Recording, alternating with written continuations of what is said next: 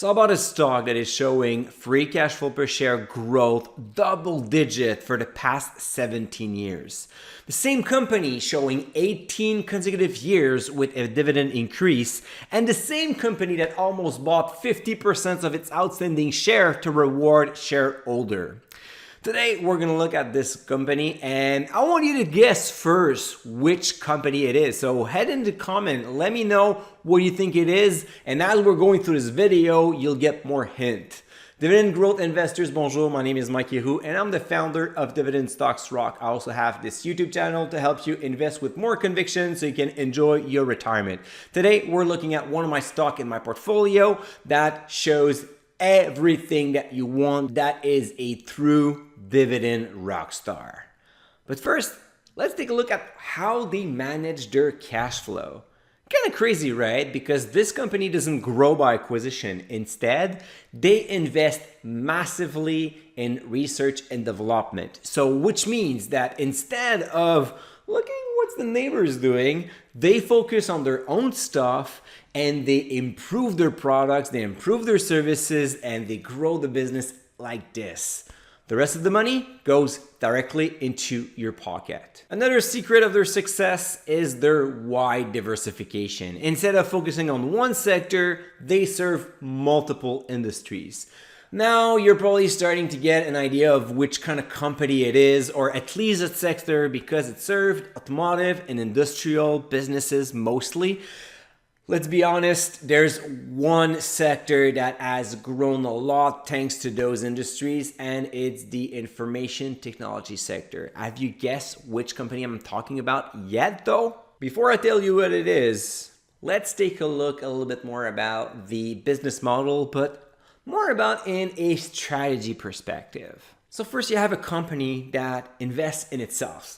So it increases its manufacturing possibilities, it gains scale, and obviously gets better margin because of those economies of scale. So they're able to compete against other giants and usually make a little profit out of it. So the second thing they've done is, since they invest massively in R&Ds, they have a lot of analog products. For those who don't really know what analogs are, those are smart chips trying to translate outside information into computers. So an easy one could be how you can translate the temperature. So you're going to have a chip reading the temperature outside and telling you how it's warm or it's cold inside your vehicle.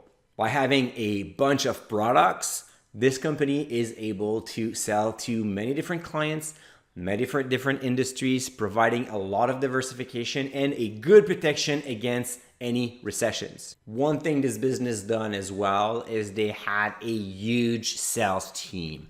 So what they do is they knock on doors, they get more customers, and with a bunch of products, what happens? A lot of cross-selling opportunities. They develop products for some people, they gain that technology, they gain that knowledge, they turn around and they think, hey, maybe we can offer something that is similar to another company and get even more clients. And finally, instead of playing for this quarter, this company has been around for several years. They're playing the long game and it's paying dividends. Pun intended for sure. Now it's time to let you know which company I'm talking about. It's Texas Instruments. Funny enough, the first time I looked at this business several years ago, I thought they were making calculators because, you know, when you're doing your science and your math in high school, you have those Texas Instruments calculator, but it's actually just a few percentage of their businesses. They're all about analog products today, and this is how they have been able to grow their cash flow in a pretty great manner. Actually, you can see it, it's not one great year, but it's a constantly improving business generating a ton of money. This means that you'll have a ton of money in your pockets, and the future is also assured because they're using that cash flow to invest in their own business. This company has been in my portfolio since 2017 when I retired from my banking job and decided to manage my pension plan. Texas Instrument was one of my first pick. Why? Because it showed a great dividend triangle, and I know that it was going to do even better moving forward. As you can see, we had a small slowdown during the 2020 pandemic, but now All indicators are going to the top. And this is happening even if the company has to deal with supply chain disruption in the semiconductor environment. So this business is able to grow even facing challenging. Can you imagine once it's going to be, once all chain supplies are getting streamlined and that we're getting out of this small recession, they're gonna sell even more analog chips and they're gonna even grow bigger. So this company is a great model because it shows revenue growth, earning growth, dividend growth. It pays a 2.5 yield, which is quite generous in the tech sector. And on top of that, you have the certitude that the company is always reinvesting its profit inside the business to make sure they grow even faster moving forward. They print even more money and they reward you as a passionate shareholder.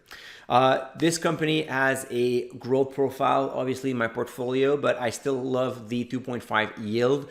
It is part of my dividend rockstar list. This rockstar list I've created not too long ago is a screener that I use. So I use the dividend stock screener. I put a bunch of metrics in that, and then I can handpick the perfect companies for my portfolio.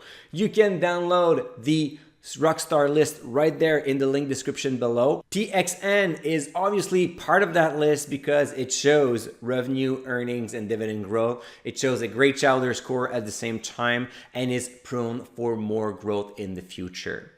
Let me know what you think about Texas Instrument. Let me know what you think about your favorite technology information stock as well. I'm kind of curious, let's take aside Apple and Microsoft. Those are like the classic, the favorite. But besides those two, do you like any other tech stock that could be interesting? Paying dividend, of course. Let me know in the comments. We'll have a good chat. And until next video, don't forget to stay invested.